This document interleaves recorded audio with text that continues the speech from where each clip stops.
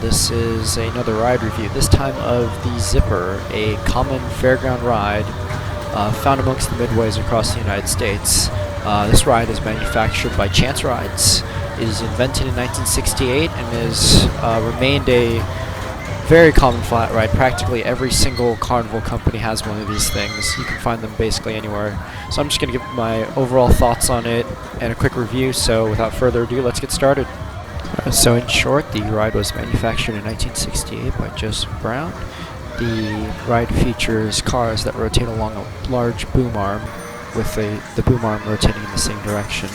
The boom arm reaches a max RPM of 7.5, and the cable reaches a max RPM of 4. The cars also are able to rock individually, allowing for 3 different types of motion: the motion of the boom arm, the motion of the cable, and the motion of the cars.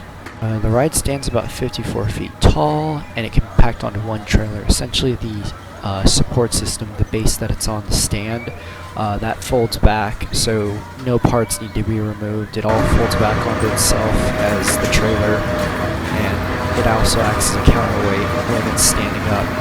So that's why, if you notice when you ride one of these things, there's this long trailer in the back, and that also serves 2 purposes, of course: the trailer and the counterweight for when the ride's operating. As far as statistics goes, that's pretty much it, so I'm just going to give some overall thoughts of the ride experience. Your typical ride on the Zipper can last about 2 minutes to a minute and a half usually. Most carnival companies operate the ride in one motion, meaning that the cable and the boom arm rotate in the same direction, and then about 40 or 30 seconds later they rotate it back in the opposite direction, so that the cars and the riders get to experience flipping backwards and flipping forwards. There are 2 main models currently right now. There's the one that's featured right now in this clip you can see, which is the newer model, which essentially has a newer restraint system as well as newer safety features. However, it does sacrifice comfort because the shoulder restraints that it has do not allow for much give and much freedom for the riders, making it for kind of a tight fit. Whereas on the older models, which do not feature the shoulder restraints, they feature a lap bar, allow for a higher comfort level because they have padding on the back, and the metal on the back also provides a little bit of shade for the riders, so they don't get as uncomfortable, especially when the ride is being unloaded in the hot sun. So overall, I do prefer the older models just because they offer a little bit more comfort and a little bit more freedom to move around while you're on the ride for the riders, and they also have extra padding, which does make it a lot more convenient and comfortable when you're riding the ride, especially when you're flipping upside down. But the thing about this ride is interesting is it's kind of hard to describe what it feels like.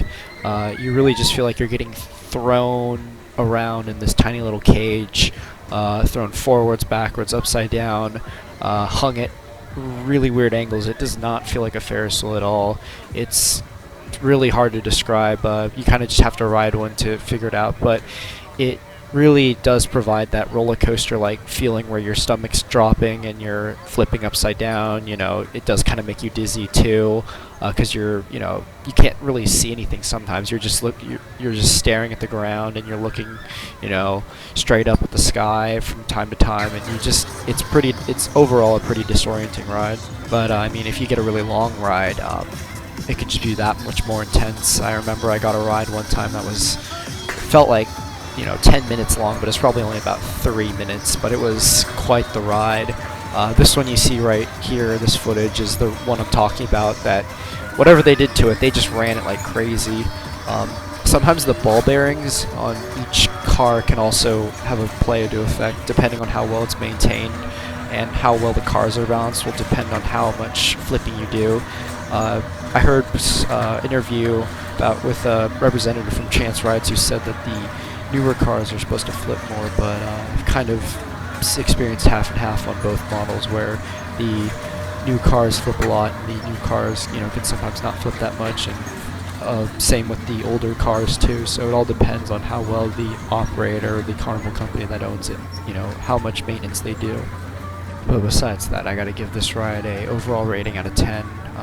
Perfect score. I mean, 10 out of 10. It's just a great flat ride. For the amount of ride experience you get out of something this compact and this cheap to operate, it's just probably one of the best rides from a financial standpoint for Carnival companies because it's cheap to operate. It offers a very high level of thrill, and provides great visuals for the standing audience who are watching the ride. Sadly, though, not very many amusement parks have invested in this ride to be a permanent model. Usually you just see them around traveling fairs, which is a bummer because this would be a great flat ride at a small to mid-range amusement park. It would definitely become one of the star attractions in the park because of the amount of intensity it provides. But that's pretty much it. That's my review of the Zipper from Chance Rides. Let me know what you guys think and leave it in the comments below. Thanks for subscribing.